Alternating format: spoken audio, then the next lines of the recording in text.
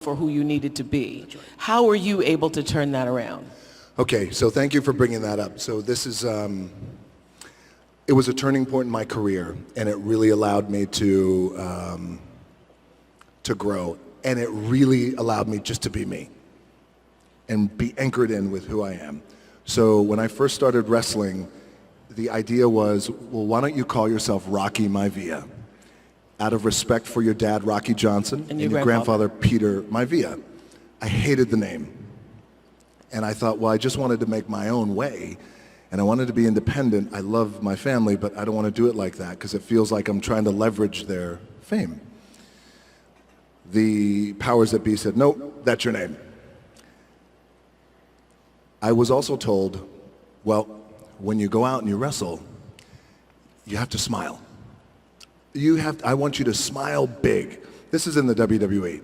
Why are you smiling if you don't beat people up? Well, the idea was I was a rookie in the wrestling business. I was the wrestling business is a term called babyface, which is a good guy. I was being groomed as a good guy wrestler. Young, the idea was you're grateful. Grateful for the opportunity, so when you go out there, I want you to smile. You can't smile enough. And I thought, well, what if I lose? No. Yes, exactly. Yeah. Still got to smile. And Yeah. it just didn't feel right. That didn't sit right with me. So a few months later, the company made me the Intercontinental Champion. And then a month later, we go into the annual biggest event. It's like the Super Bowl of wrestling, WrestleMania. And it was WrestleMania 13. By the time I got to Chicago, WrestleMania, 16,000 people in the middle of the ring. When I was in the ring, and I'm supposed to be a good guy, and you're supposed to cheer me, 16,000 people were chanting, "Rocky sucks." Thank you for laughing, a few of you. But it was... Can you hear the word sucks clearly when you're on the mat? Rocky sucks. Yes. Yeah, Rocky sucks. There's a reverb that happens in the arena. And when in unison, not one person, you suck. Yeah. 16,000.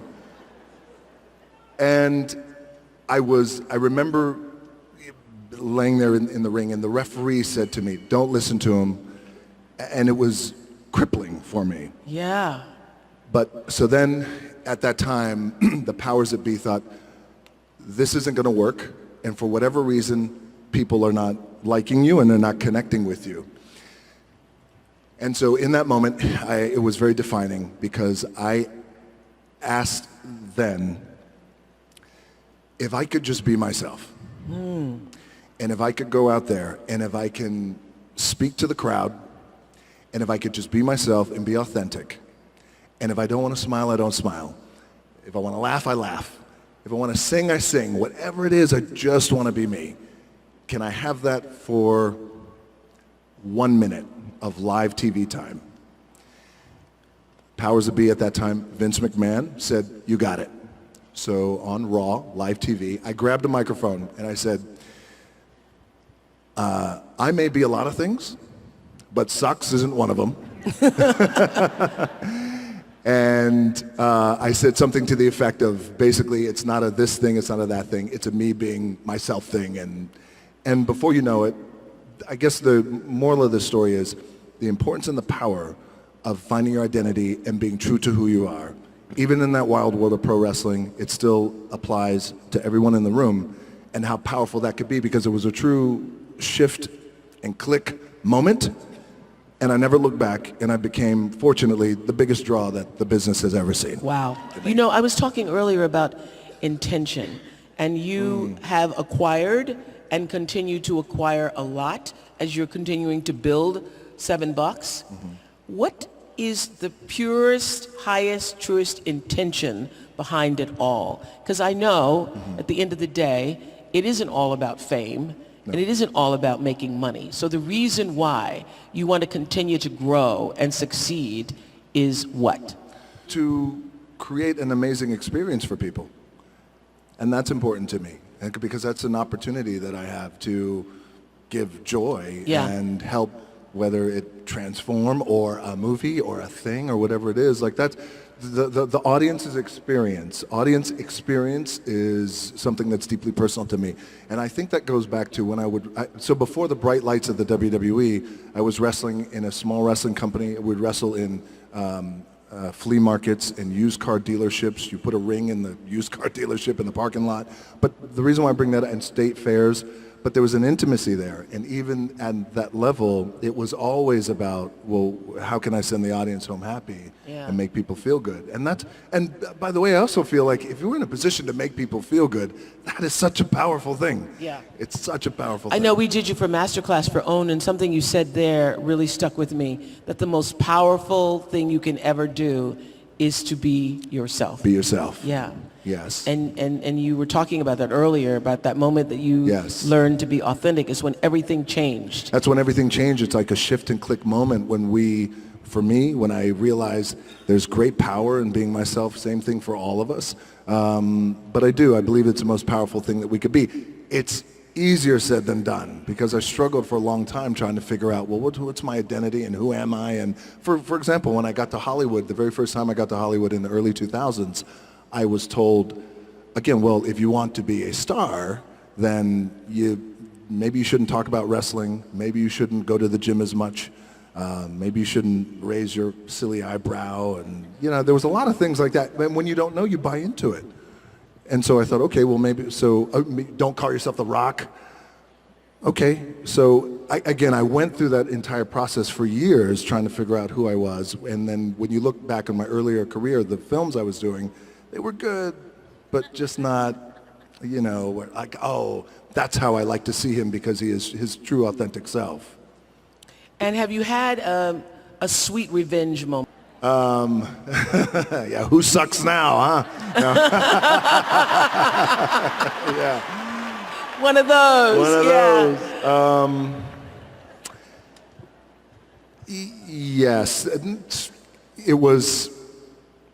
Okay, so at this time when I felt like, okay, I really need to make a change in my career. I need to be me, and I want to have the kind of career that is a global career. And I said, I'm not quite too sure how we're going to do it, but I need you to buy into the vision with me, and I'm willing to put in the work with my own two hands. As I was telling my agency at that time in Hollywood. And they all looked at me like I had three heads, and they thought, well, we just don't. They thought, okay, sure, kind of placating me. And then eventually I'd left them and then decided, you know what? My name is The Rock, and I come from the world of professional wrestling, and I look the way I look, and I talk the way I talk, and I love to work out, and you know what? This is who I'm going to be. And then here I am today. So for those who said, we don't get it, kind of sweet revenge. So you posted on Instagram in November, joy and hope cost nothing.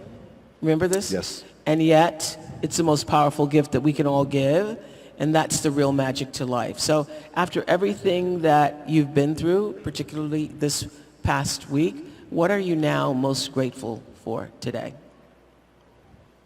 I'm most grateful for life. I'm most grateful for an opportunity. I'm most grateful for my family. Gratitude is a big thing with me. I mean, it is truly my anchor. Yeah. Yes, mine too. you too, right? Religion. It's my anchor, and I wake up with a heart full of gratitude. And even in death, and even when things don't go right, and even though I didn't make it to the NFL, me making it to the NFL was the best thing that never happened. Yes.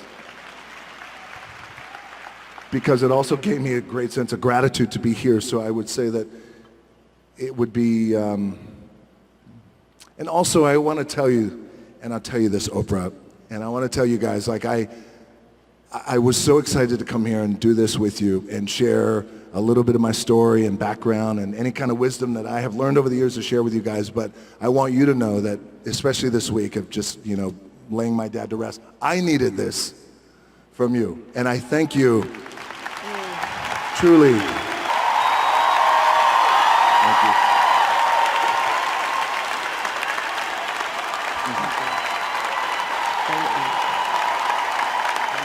Thank you. Thank you so much. I did. I love you back. I truly That's do. some good mana y'all just gave. Some good mana. But thank you. I Yeah. did. I needed this, and I needed this. I needed the love and this mana, because what I also realized is, and I felt it coming in, is that, you know, you go to rock concerts and things and events and wrestling matches or whatever, but, you know, when you come to this room and you have thousands, 12, 13, 15,000 people who have one intention, which is to be better and give so much love and receive so much love. Yeah. It's a powerful thing. It is a very powerful thing. Thank you for being here today to